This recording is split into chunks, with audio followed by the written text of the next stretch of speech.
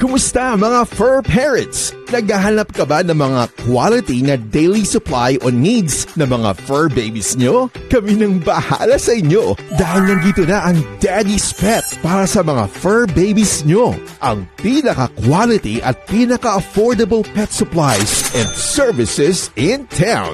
We offer all kinds of pet supplies and all kinds of services like pet grooming, pet boarding, pet rehoming, and many more. And of course, andyan na rin ang pet gifts for your special someone. Hatid rin namin ang mga mababait na staff para sa mga fur babies nyo, kaya naman we ensure na safe at comfortable ang mga fur babies nyo. So what are you waiting for, mga ka-fur parents?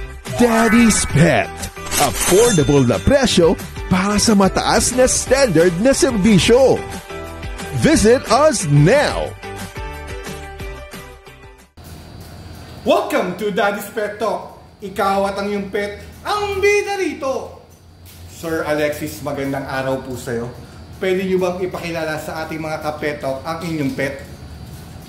Hi, hello. Ako nga pala si Alexis Calderola. Ito ang aking pet, si Roxy. Female, actually 4 years old na siya sa akin. Sir Alex, magandang talagang pinaunlakan mo talaga itong interview nito. Sir, paano kayo pinag-tag po ni Roxy po? Pinag-tag po kami ni Roxy. Actually, lumaki na siya sa amin kasi yung mother niya ang rescue namin. Buntis siya. Kaya nilabas siya lang yung tanging anak niya na nag-survive. Kaya tapos pandemic time pa noon. Kaya mas maano kami sa kanya, mas protected actually. Sa katagalan din namin, ang katagalan din namin na natatakot kami sa mga pagtataks niya. Pero siya yung parang para sa akin pinaka-anak ko eh. Dahil siya yung sinusustentuhan ko actually. Yun talaga eh. Bali po, ang nangyari po, bali yung mami niya po, yung na-rescue nyo. Paano nyo na-rescue yung mami niya po? Na-rescue namin yung mami niya, narinig namin sa tita namin, yung friend niya, na nasa Amerika na. Iniwanan niya yung fur baby niya, which is yung nanay niya, dito sa Pilipinas. Pero hindi na maganda yung pagtatrato sa kanya. Laging nakakulong for 4 years din.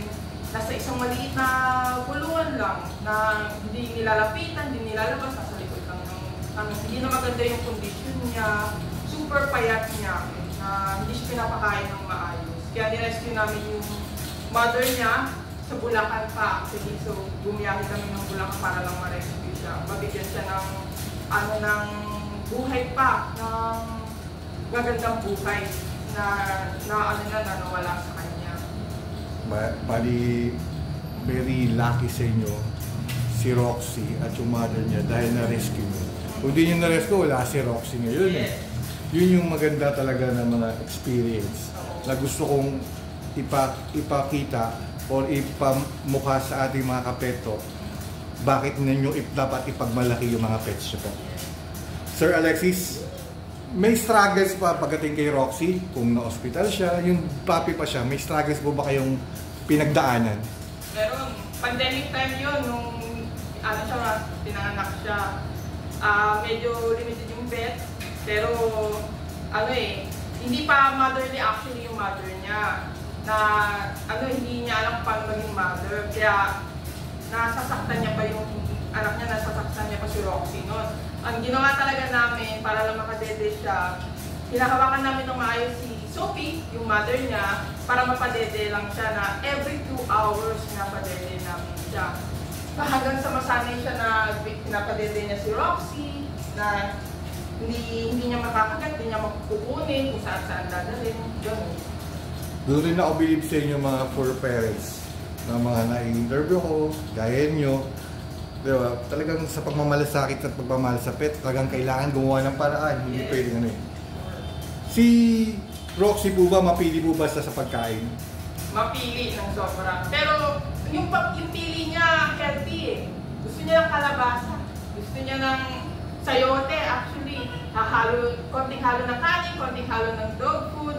Pero yun yung pinaka-favorite niya. Lalagyan ng malunggay kasi yun yung parang mas healthy talaga sa kanya. Na hindi niya rin tinatabi yun din sa mga favorite niya. Talagang puro gulay. Kumbaga yung talaga special na pagkain ni Roxy. Hindi siya sa chicken masyado. Hindi siya sa chicken, pero kapag bibigyan mo kasi ng sayote or kalabasa, kakainin niya. Masarap naman pakainin niya. Kaya nga.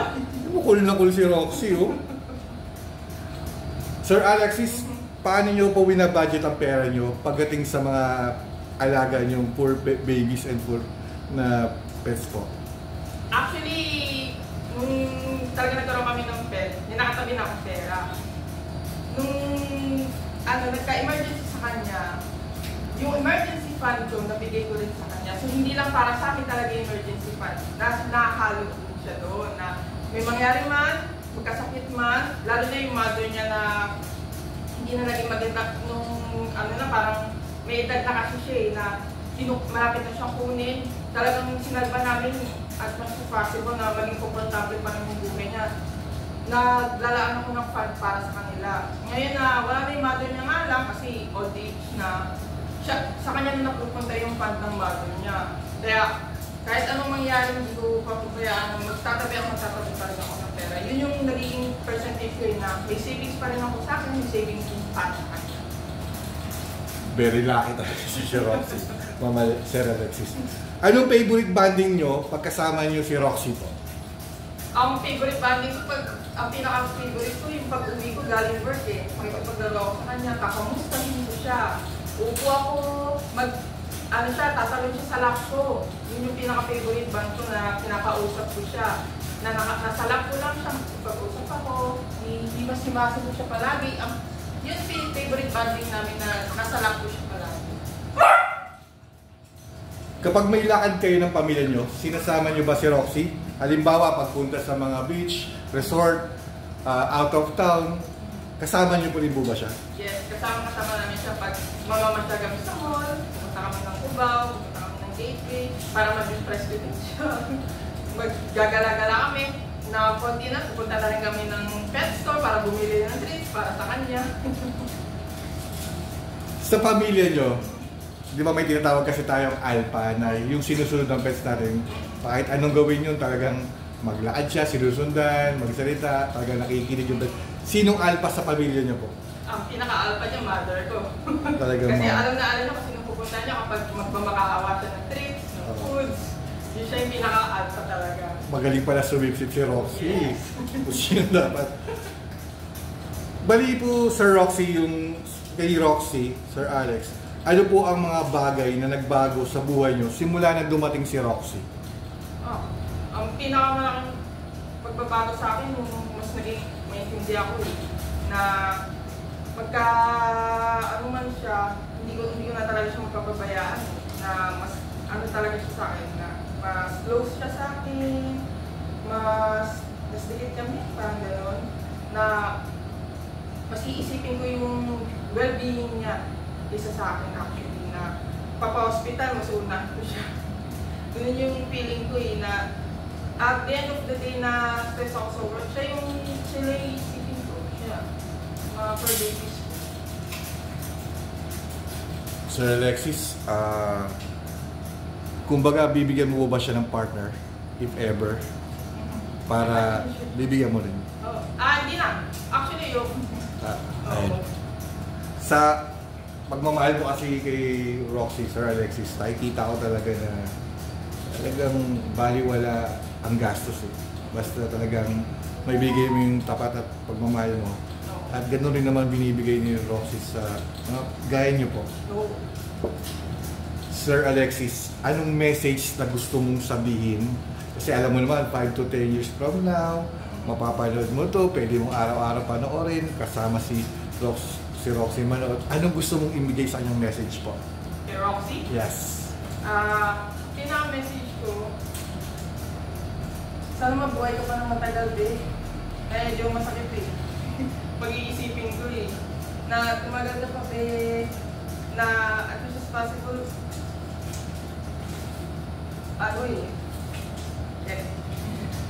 Sorry.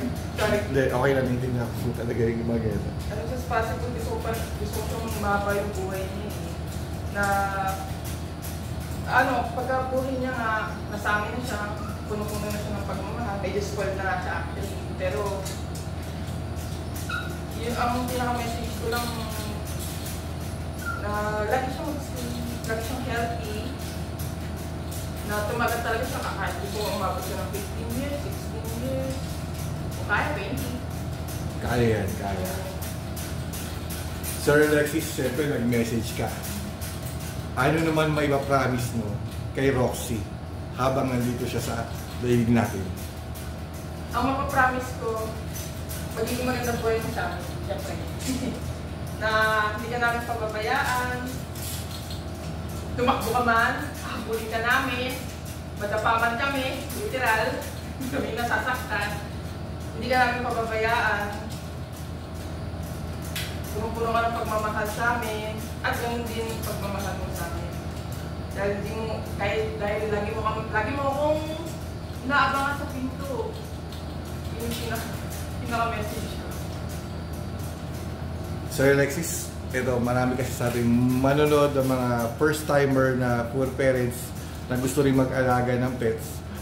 Kasi ini-insist ko rin dito, kaya gusto ko rin mag-interview na hindi talaga to isang alaga lang na parang palamuti. Hindi. Anong mga message mo sa mga gusto mag-alaga ng pets na first time na maging poor parents po? Ang pinaka-message ko sa mga taong gustong maging poor parent, kahit pusa, aso man yan, kahit anong hayop man yan, do the study muna, be responsible, i-check muna kung financially kaya, ang mga pet kailangan yung pagmamahal eh. So, as much as possible, more attention. Di man super attention, ando pa rin yung attention na binigyan siya ng pagmamahal, yung iisipin mo yung well-being din nila na pag kinuha mo sila, pag nagkasakit, bibitawan ka agad. No. Kailangan i-prepare na mapapagastos ka nga, oo, pero worth it eh. Kasi yung care, love nila, hindi mawawala yan eh. Magkasakit man sila, sa huli, ikaw pa rin iisipin nila, ikaw yung bubuusan nila ng pagmamahal eh. Actually, lagi kapag ako kasi may pinapalo akong group na nagpapa-adapt ng mga neglected or badly abused na mga pets na naawa din ako, na sinishare ko sa mga friends ko na kapag sila may question sila na gusto nila maging for parents, sinasabi ko naman na isang big responsibility yan, financially and both in present and in mindset na commitment, big commitment na kung kahit isa o dalawa man, lalo na kung isa man yan, sabihin yung attention niya nasa sayo lang, yung attention mo nasa sa kanya lang din. Bubuhusan ka nila ng pagmamahal eh. Na isipin mo, pag nagkasakit sila, hindi nila iisipin yung sakit nila, ikaw pa rin iisipin nila. Kasi yung pagmamahal nila hindi nawawala. So, big commitment talaga yung nagkaroon ng pet na hindi mo kailangan isipin yung pera dun. Para sa akin, hindi ko na naisip yun. Ang naiisip ko na lang, gusto ko siyang maging masaya, maging healthy, na gusto ko comfortable siya, anong mangyari, yun. Laris, maraming salamat sa mga advice mo sa ating mga petto. Kasi meron din akong i-interviewin yung sa sinabi mo na kahit may sakit sila, ikaw pa rin naiintindihan. Ito naman yung isa pang i-interviewin ko, siya yung may sakit, yung poor parents. Pero ang nagbigay lakas sa kanya, yung alaga niyang cat. Inaabangan ko yun na pumunta siya rito kasi nag-usap na kami. Ang sarap rin. Kaya nung nabanggit mo yan, naalala ko ulit siya. Kasi nakita ko talaga yung pagmamahal mo kay Roxy po. Sir Alexis, ako po'y taos-pusong nagpapasalamat na pinaunlakan mo itong interview ng Daddy's Pet Talk. Maraming salamat po at Godspeed always po. Sir Alexis, meron ka bang shout out or mensahe pa na huling message sa mga ka-pet talk natin? Shout out, probably yung pinaka-shout out ko, mother ko, si Anita. Yung kapatid ko actually may fur baby din siya. Yung asawa nito, yung partner nito.